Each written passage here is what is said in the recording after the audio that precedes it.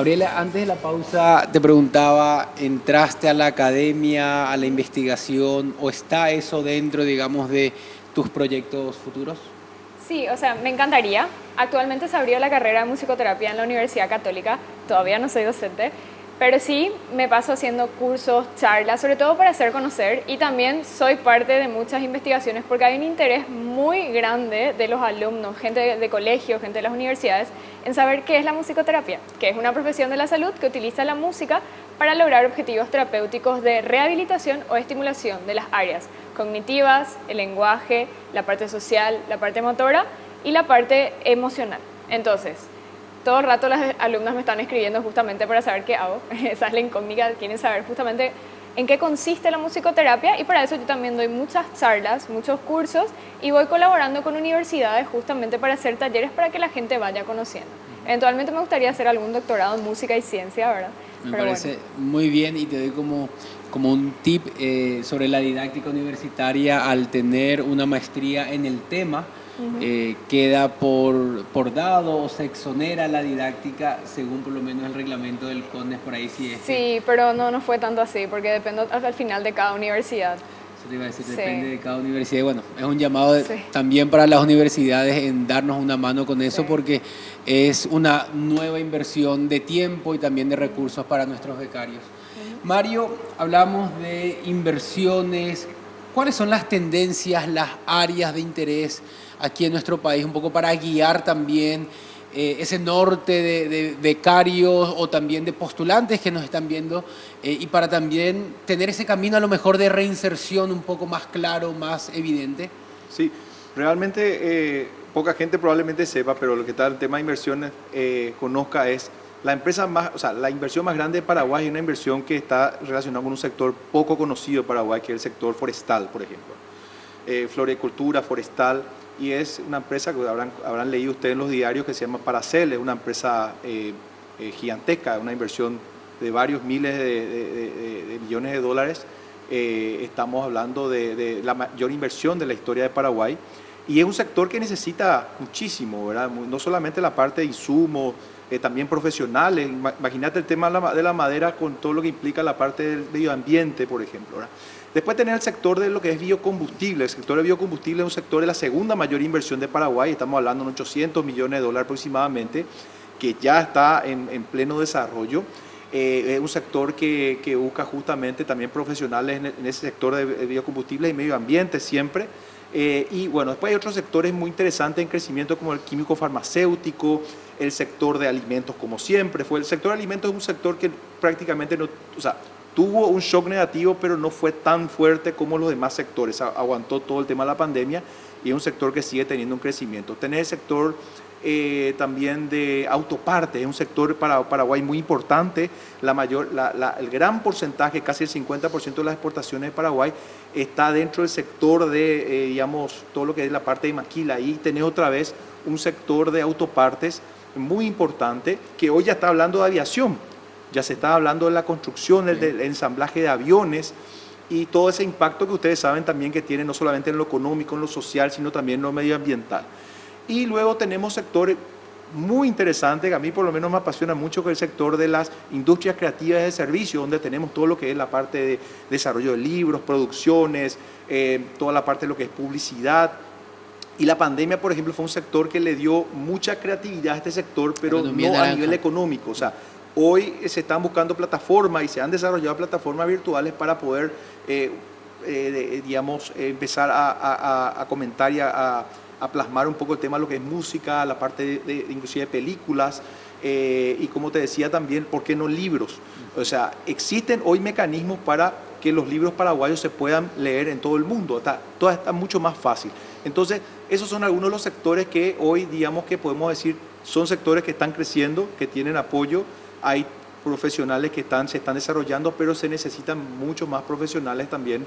Y eso, como le decía a usted, le doy con datos de empresas, ¿verdad? Es muy importante el dato, Mario. Yo creo que muchas veces se da en ese estudiante que dice, bueno, ¿qué hago después? ¿Hacia dónde voy? ¿Hacia dónde me especializo?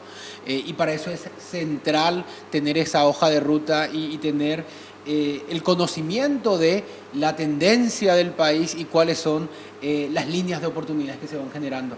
Al respecto, Carlos, hablábamos en la pausa, ¿cómo se hace para darle nombre y apellido y cara de producto o servicio a todo ese conocimiento que nos decías tal vez no está encontrando la forma de canalizarse en las oportunidades muy puntuales que hoy se podrían dar, por ejemplo, a través de las binacionales? Sí, por ejemplo, estamos ahora ante la maquinización del brazo de Añacuá de la entidad binacional Yacyretá, con lo cual van a cambiar muchas cosas. Entonces, yo personalmente no manejo cómo ellos están haciendo la parte de previsión. Sé que tienen un software de primer mundo, por lo tanto, me imagino que lo hacen bien, pero siempre pienso, ante ese tamaño de proyecto, a esa envergadura, se necesitan hidrólogos. No digo que sea yo, pues tengo muchos colegas que también, comentaba Mario hace rato, el tema de la edad. Muchas veces los concursos, me pasó con el de Itaipú hace poco, se abrió un concurso, había muchos perfiles que encajaban con el mío, pero yo no encajaba en la edad. ¿Por qué? Porque ya tengo un doctorado, obviamente ya no tengo 30. O sea, se nota. Y otros proyectos, por ejemplo, ahora estamos en puertas de la negociación del anexo 6 de la Itaipú en el 2023. La discusión, por lo que yo escucho, es la energía, pero ahí no está el problema. El problema principal está en el agua. Están tratando ya una consecuencia y no el problema. Es lo mismo que te vayas a consultar con un médico por un dolor de cabeza y te da un ibuprofeno. Te está haciendo un tratamiento sintomático. El problema es otro. ¿Por qué te duele la cabeza? Acá es lo mismo. Te consulto, Carlos, alternativas para generar atención sobre eso o generar productos que permitan ese diagnóstico o patentar de alguna forma. Habías dicho que también participaste del desarrollo de herramientas en ese sentido, es decir, un poco combinando ese conocimiento con la iniciativa para tal vez desmarcarse de esa condicionalidad de ir a tal o cual instancia únicamente. Sin embargo, hay todo un conocimiento acumulado que debería encontrar la forma de poder expresarse a nivel tanto nacional como internacional. Sí, lastimosamente esa es mi pata coja. Yo no sé literalmente, o como vulgarmente se dice, no sé venderme, no sé cómo yo podría ofrecer todo lo que adquirí. Mi foco principal fue en adquirir ese conocimiento que actualmente dispongo y que me da ciertas satisfacciones, no económicas, pero muchas. Estoy con varios alumnos ya graduados de máster que siguen utilizando la metodología que yo desarrollé. Tengo en orientación algunos ahora, también unos cuantos de grado también, entonces más académico y de investigaciones donde le estoy viendo la parte satisfactoria a todo lo que pude desarrollar durante mi doctorado. Sin duda que, independiente de este caso en particular, Mario hablaba de las redes que genera Becal. Es también una oportunidad para, de alguna manera, vincular a nuestros becarios que son de diferentes áreas de expertise y que puedan complementarse o puedan recibir esa asistencia tal vez del otro compañero y que permita generar realidades, porque finalmente es lo que buscamos con la inversión que hacemos como país, pero es la que busca cada uno de nuestros becarios para tener esa plena realización que permita que el beneficio sea también más amplio en la sociedad. Delbert, y un poco ya cerrando, o última ronda para cada uno, nos decías una base de datos de ONGs o del sector terciario o de ese tercer sector, mejor dicho. ¿Cuántas tenemos hoy en el Paraguay y qué significa en términos de inversión o cuántos recursos hoy administra este sector aquí en nuestro país? Bueno, actualmente el directorio que yo manejo tiene poco más que 750 ONGs registradas en el país. Esta información o el 95% de esta lista recibí del SET. Entonces eso fue la lista de lo que ellos manejaron, pero también estuve haciendo algunas investigaciones y CEPRELAT, como ellos están siempre con el tema del lavado de dinero y lastimosamente el tercer sector hay un vínculo con eso.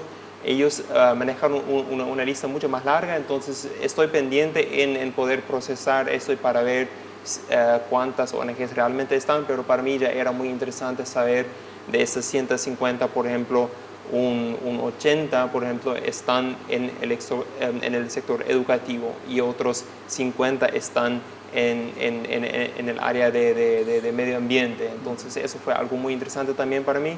Y aparte de eso, en cuanto a inversiones, yo no podría dar un número específico en cuanto al macro del sector civil. Sería muy, muy interesante para mí conocer esta información, pero actualmente yo sé que lo que el Estado por lo menos aporta al sector civil son unos 40.000 millones guaraníes al año, lo que es no es mucho, es algo, una buena cantidad va justamente para los bomberos voluntarios que realmente merecen eso y necesitan eso, pero aparte de eso hay algunos otros aportes, lo que hacen a otras organizaciones sin fines de lucro. Pero sería para mí de gran interés saber, aparte del manejo, lo que está en el tercer sector, saber, por ejemplo, cuántos están moviendo al país, cuántas personas se están empleando, porque yo creo que el sector civil, aunque para muchas personas no saben realmente qué es una ONG, pero muchas universidades, muchos colegios